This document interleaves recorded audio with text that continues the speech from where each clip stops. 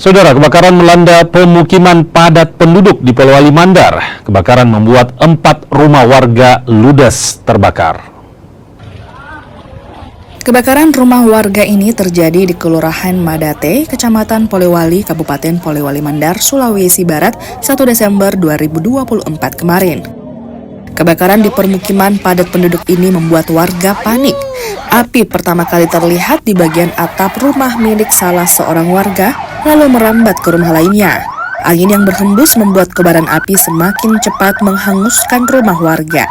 6 unit mobil pemadam kebakaran yang diterjunkan akhirnya mampu memadamkan api usai berjibaku.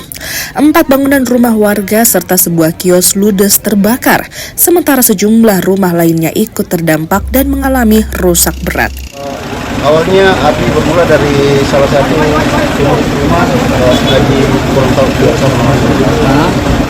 menurut keterangan warga bahwa api itu bermula bahwa pemiliknya lagi tertidur sehingga dia langsung menyelamatkan untuk cari korban.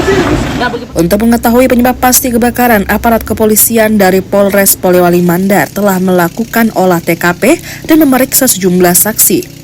Dugaan awal kebakaran dipicu akibat adanya hubungan arus pendek listrik. Edwin Arwan Pitu, Kompas TV, Polewali Mandar, Sulawesi Barat.